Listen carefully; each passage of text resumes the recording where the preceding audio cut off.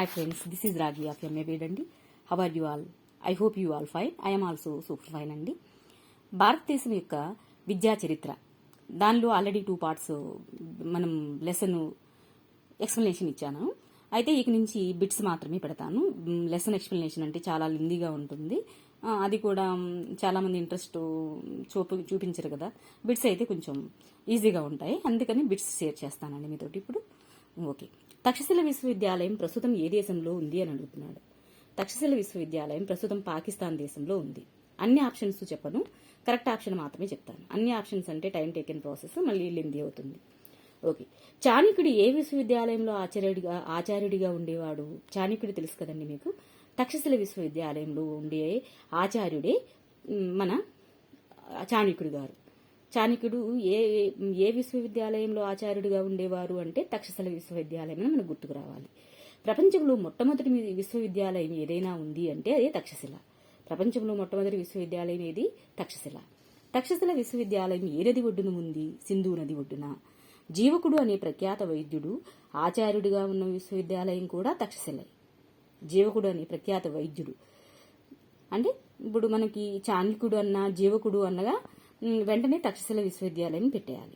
విద్య అంటే విద్ అనే ఏ భాషాపదం నుండి వచ్చింది? విద్య అంటే విద్ అంటారు. విద్ అనేది ఏ భాషా పదం? సంస్కృత భాషా పదం. విద్ అనేది సంస్కృత భాషా పదం. విద్ అనే సంస్కృత పదానికి అర్థం తెలుసుకునుట. అర్థం అంటే ఏంటండి? విద్ అనే పదానికి అర్థం ఏంటి? తెలుసుకునుట.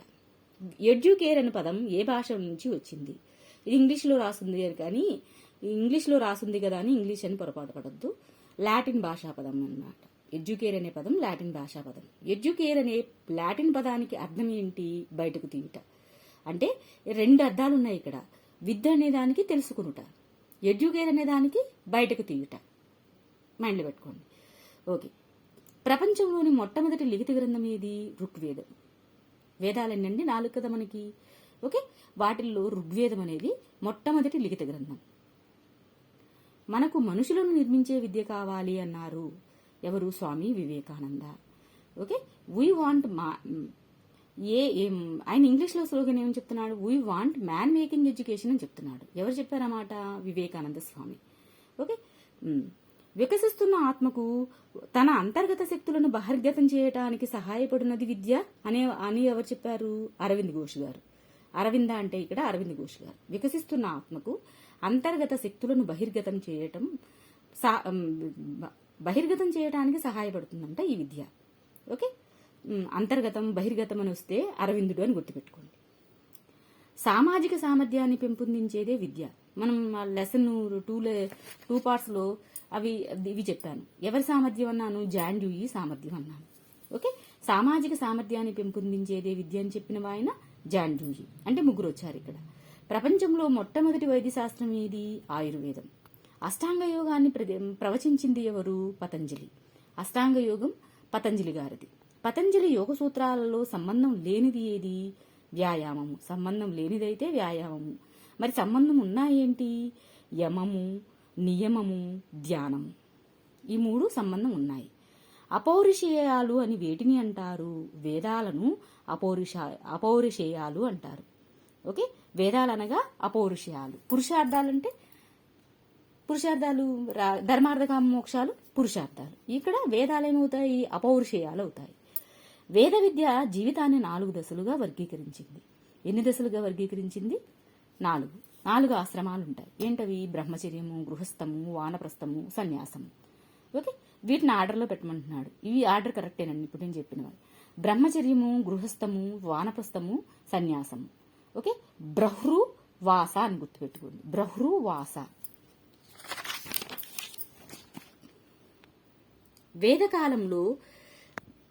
వేదకాలంలో విద్యను అభ్యసించే దశ ఏది? 4 దశలు ఉన్నాయన్నాం కదా, 4 ఆశ్రమాలు ఉన్నాయన్నాం. ఆ 4 ఆశ్రమంలో దేనిలో విద్యను అభ్యసించేవారట? బ్రహ్మచర్య దశలో విద్యను అభ్యసించేవారు. ఓకే, ధర్మార్థ కామ మోక్షాలను ఎలా అంటారు? పురుషార్థాలు. ఓకే, అన్నమయ, మనోమయ, ప్రాణమయ, విజ్ఞానమయ, ఆనంద కోశాలుగా విద్యార్థి సమగ్ర వికాసాన్ని ప్రతిపాదించిన ఉపనిషత్తు ఏది అంటున్నాడు. అంటే ఈ ఉపనిషత్తులో వేటి గురించి డిస్కస్ చేశారు? అన్నమయ కోశం, మనోమయ కోశం, ప్రాణమయ కోశం, విజ్ఞానమయ కోశం, ఆనంద కోశం అని కోశాలుగా విభజిస్తారనమాట. వీటిని ఏ ఉపనిషత్తులో చెప్పారు అంటున్నాడు. తైత్తరీయ ఉపనిషత్తులో చెప్పాడు. అంటే ఉపనిషత్తులు అన్ని ఉపనిషత్తులే ఇక్కడ చూడండి. కఠోపనిషత్తు, మండకోపనిషత్తు, బృహదారణ్యకోపనిషత్తు ఉంటాయి. మండకోపనిషత్తు గురించి తెలుసండి మీకు? మండకోపనిషత్తు సత్యమేవ జయతే అనే పదం ఉంది కదా, మన ఎంబ్లం, నేషనల్ ఎంబ్లం 4 సింహాలు గుర్తుంది కదా, దాని కింద రాస్తారు మండకోపనిషత్తు. మండకోపనిషత్తులోని పదం సత్యమేవ జయతే అనేది. ఓకే, అది మండకోపనిషత్తు నుంచి తీసుకున్నటువంటి ఓడు. ఓకే, నెక్స్ట్ తైత్తరీయ ఉపనిషత్తుల్లో ఏమనుందట? అన్నమయ కోసం, మనోమయ కోసం, ప్రాణమయ కోసం, విజ్ఞానమయ కోసం, ఆనంద కోశాల గురించి చెప్పాడు అంటున్నాడు. తొలి వేదకాలంలో విద్య వీరికి మాత్రమే అందుబాటులో ఉండేది. తొలి వేదకాలం ఉంది కదా, తొలి వేదకాలంలో ఎవరికి మాత్రమే విద్య అందుబాటులో ఉంది? అగ్రవర్ణాలకు మాత్రమే అందుబాటులో విద్య ఉంది. ఓకే, మిగిలిన పురుషులకు కానీ స్త్రీలకు కానీ అందరికీ కానీ అలా లేదు. పురుషులకి స్త్రీలు ఎవరైనా వాళ్ళ దానికి సంబంధించిన వాళ్ళు అగ్రకులానికి సంబంధించిన వాళ్ళు అయితే వాళ్ళకి మాత్రమే. వేదకాల విదుషీమణులు కానివారు. అసలు వేదకాల విదుషీమణులు అంటే, విదుషీమణి అంటే ఎవరు అసలు? విదుషీమణి అంటే విద్యలో ప్రావీణ్యం పొందినటువంటి మహిళల్ని విదుషీమణులు అంటారనమాట. ఓకే, వారిలో గార్గి, మైత్రేయి, లోపాముద్ర, భారతి. గార్గి, మైత్రేయి, లోపాముద్ర విదుషీమణులు, కానివారు భారతి. ఓకే, అయిన వారెవరు? గార్గి, మైత్రేయి, లోపాముద్ర. నా జీవితమే నా సందేశం అని అన్నది ఎవరు? గాంధీజీ గారు. నా జీవితమే నా సందేశం, నేను సపరేట్గా ఏ సందేశాలు ఇవ్వను, నా జీవితమే ఒక సందేశం అని చెప్పుకున్నాడు గాంధీ గారు. ఉపనిషత్తుల్లోని ప్రధాన బోధనా పద్ధతి ఏది? ప్రశ్నోత్తర పద్ధతి. ఉపనిషత్తులు ఉన్నాయి కదా, వాటిని ఉపన్యాస పద్ధతి నడిచిందా, వివరణ పద్ధతి నడిచిందా, ఏ పద్ధతి నడిచింది ఉపనిషత్తుల్లో అంటే ప్రశ్నోత్తర పద్ధతి నడిచింది. ఓకే, క్వశ్చనరీ మెథడ్, క్వశ్చన్స్ వేసేవారు అన్నమాట. వేదకాలం నాటి భాష ఏంటి? వేదకాలం నాటి భాష సంస్కృతం. తెలుసు కదా, మనకి వేదాలన్నీ సంస్కృతంలోనే ఉంటాయి కదా. బుద్ధుడు జన్మించిన ప్రదేశం లుంబిని వనం. లుంబిని వనం అంటారు కదా, బుద్ధుడు జన్మించిన ప్రదేశం లుంబిని వనం. బౌద్ధ వాజ్మయంలోని త్రిపీఠకములు వినయపీఠిక, సుత్తపీఠిక, అభిధమ్మ పీఠిక ఈ క్రింది భాషలో ఉన్నాయి. ఈ పీఠికలన్నీ ఏ భాషలో ఉన్నాయట? పాళీ భాషలో ఉన్నాయి. మనకి బౌద్ధ మతం అనగానే పాళీ భాష గుర్తుకొస్తుంది, పాళీ భాష గుర్తు రావాలి. అష్టాంగ మార్గాన్ని ప్రతిపాదించినది బుద్ధుడు. అష్టాంగ యోగాన్ని అయితే పతంజలి, అష్టాంగ యోగం అయితే పతంజలి గారని, అష్టాంగ మార్గం అయితే బుద్ధుడు అని గుర్తుపెట్టుకోండి. మార్గం వేరు, యోగం వేరు. బౌద్ధ మతంలో మోక్షాన్ని ఇలా అంటారు, నిర్వాణము అంటారు. మోక్షం పొందాడురా అని. మోక్షం అని దేన్ని అంటారు? హిందూ మతంలో అంటారు. అయితే బౌద్ధ మతంలో నిర్వాణము అనాలి దాన్ని. త్రిరత్నములు పంచమహావ్రతాలు ఈ మతంలో భాగాలు. త్రిరత్నములు పంచమహావ్రతాలు ఏ మతంలో భాగాలు? జైన మతంలో భాగాలు. అలాగే సుత్తపీఠిక, అభిధమ్మ పీఠిక, పీఠికల గురించి చెప్పాడు కదా. ఏంటవి? సుత్తపీఠిక, అభిధమ్మ పీఠిక, వినయ పీఠికలు ఉన్నాయి కదా, అవి ఏ మతానికి? బౌద్ధ మతానికి. త్రిరత్నములు పంచమహావ్రతాలు అయితే జైన మతానికి. ఇస్లాంలో ప్రాథమిక పాఠశాలను డాష్ అంటారు. ప్రాథమిక పాఠశాల అయితే మక్తాబ్ అని. ఓకే, అలాగే ఉన్నత పాఠశాల అయితే మదర్సా అని అంటారు. ఇస్లాంలో ప్రాథమిక పాఠశాలను మక్తాబులు అంటారు. ఇస్లాంలో మాధ్యమిక పాఠశాలను ఇలా పిలిచేవారు, మదరసాలు అని పిలిచేవారు. ఓకే, ఇస్లాం మతం అసలు విద్య ఎన్ని విధాలుగా ఉంది? ప్రాథమిక విద్య, మాధ్యమిక విద్య, ఉన్నత విద్య, 3 విధాలుగా ఉంది కదా. ఇస్లామిక్ విద్య మతంలో రెండు విధాలుగా ఉంది. ఒకటి ప్రాథమిక విద్యగా, మక్తాబులుగా. ప్రాథమిక విద్య ఎక్కడ నేర్పుతారు? మక్తాబుల్లో నేర్పిస్తారు. ఇస్లాం మాధ్యమిక పాఠశాలను ఏమంటారు? మద్రసాలను అంటారు. నలందా విశ్వవిద్యాలయాన్ని ధ్వంసం చేసినది ఎవరు? బక్తియార్ ఖిల్జీ. నలందా విశ్వవిద్యాలయాన్ని ధ్వంసం చేసేశారు అప్పట్లోనే. అతనెవరు? బక్తియార్ ఖిల్జీ. మధ్యయుగంలో పాలకుల ద్వారా ప్రధానంగా ఈ విద్య ప్రోత్సహించబడింది, ఇస్లామిక్ విద్య. మధ్యయుగంలోనే పాలకులు ద్వారా ఇస్లామిక్ విద్య ప్రోత్సహించబడింది. భారతదేశంలో జాతీయ విద్యను పెంపొందించాలని భావించింది ఎవరు? ఓకే, ఎవరు? నలుగురు ఉన్నారు. ఎవరు? ఆయన దయానంద సరస్వతి, అరవింద ఘోష్, బాలగంగాధర్ తిలక్, స్వామి వివేకానంద. వీళ్ళు నలుగురు. భారతదేశంలో జాతీయ విద్యను పెంపొందించాలని పాటుపడింది, భావించింది ఎవరంటే దయానంద సరస్వతి గారు, అరవింద్ ఘోష్ గారు, బాలగంగాధర తిలక్ గారు, స్వామి వివేకానంద. నెక్స్ట్, భారతీయ భాషలు అసంపూర్ణమైనవి, అసమర్థమైనవి. మంచి ఐరోపా గ్రంథంలోని ఒక పుస్తకాల అర భారతదేశ, అరేబియా దేశాల మొత్తం సాహిత్యం కంటే గొప్పది అన్న అహంకారపూరిత ప్రకటన చేసినవాడు మెకాలే.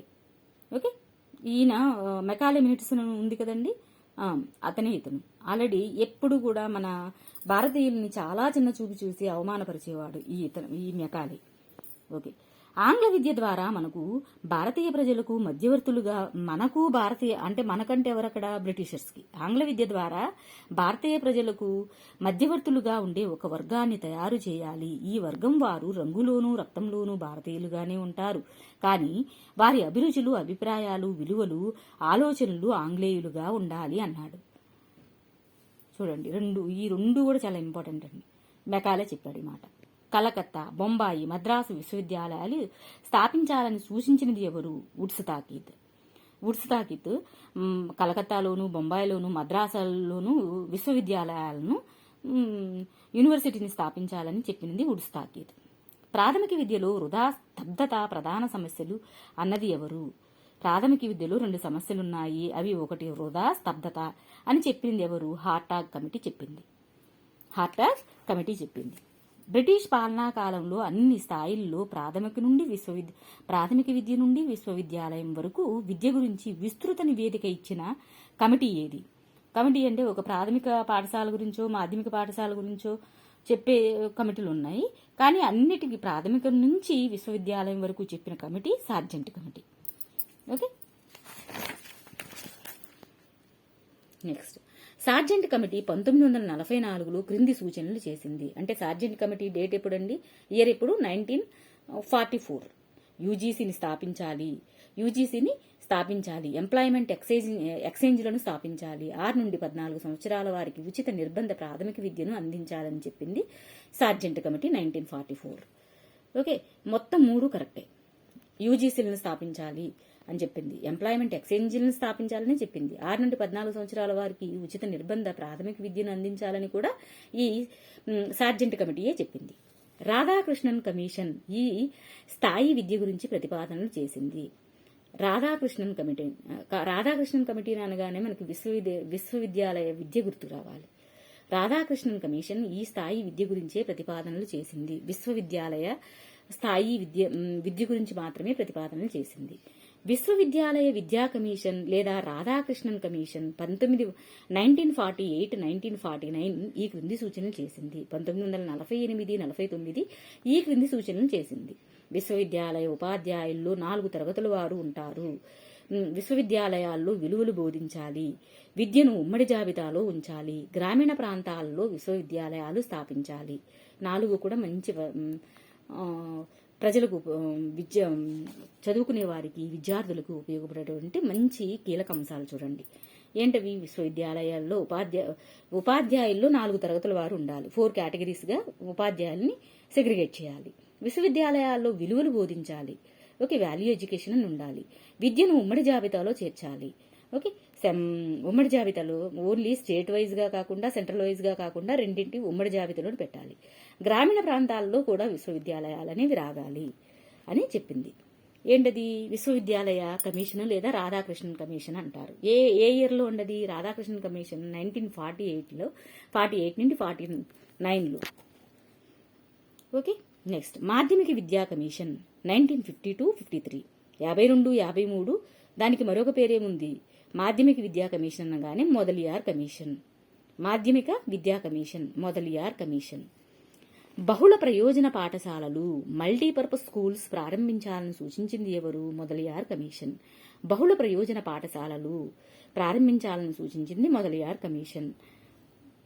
ఓకే, స్వతంత్ర భారతదేశంలో అన్ని స్థాయిల విద్య, ప్రాథమిక విద్య నుండి విశ్వవిద్యాలయ విద్య వరకు గురించి చెప్పిన కమిషన్ కొటారి కమిషన్. ఇందాక సార్జెంట్ కమిటీ కూడా అలా చెప్పింది కదా, ఇప్పుడు కొటారి కమిషన్.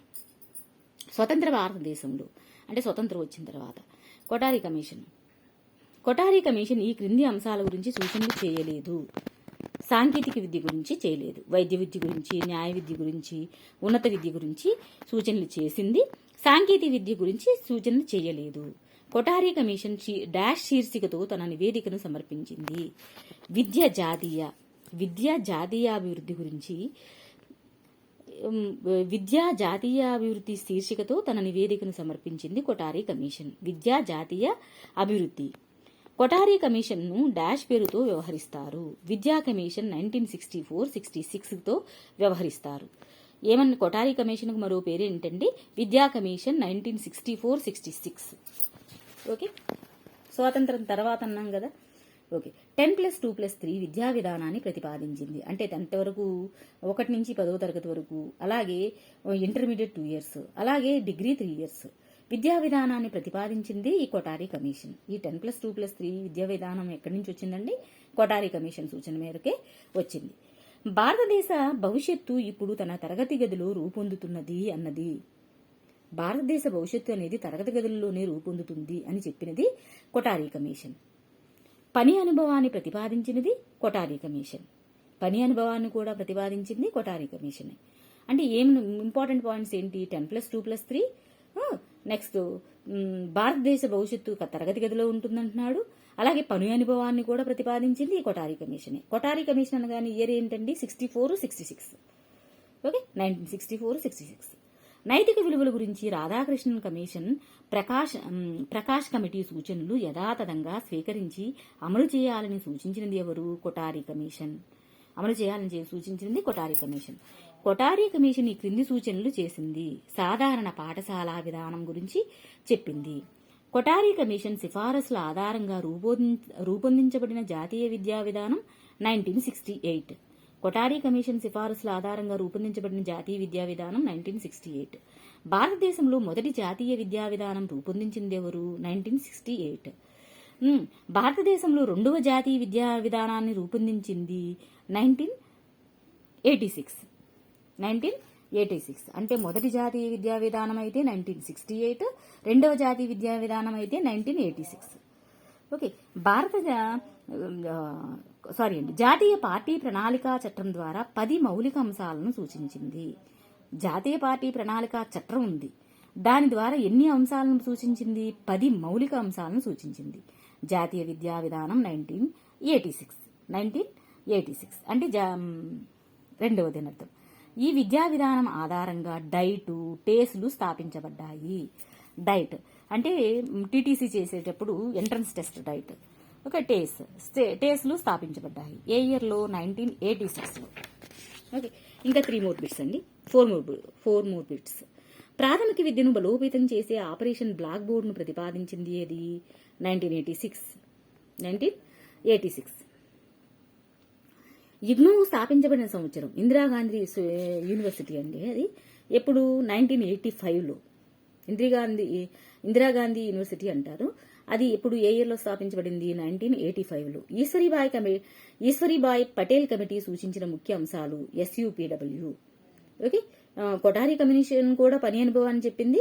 ఈశ్వరీబాయి కమిటీ అయితే SUPW గురించి డైరెక్ట్ గా చెప్పింది. SUPW అంటే కూడా పని అనుభవమే అర్థం. పని అనుభవం SUPWకు తత్వ ఆధారం ఏది? తత్వ ఆధారం అసలు ఏంటి? గాంధీజీ. అంటే కొఠారి కమిషన్లోనూ SUPW ఉంటుంది, అలాగే ఈశ్వరీబాయి కమిటీలోనూ కూడా SUPW ఉంటుంది. విట్నెస్ చెప్పిన వారు ఎవరంటున్నాడు? గాంధీజీ అంటున్నాడు. థ్యాంక్ యూ అండి.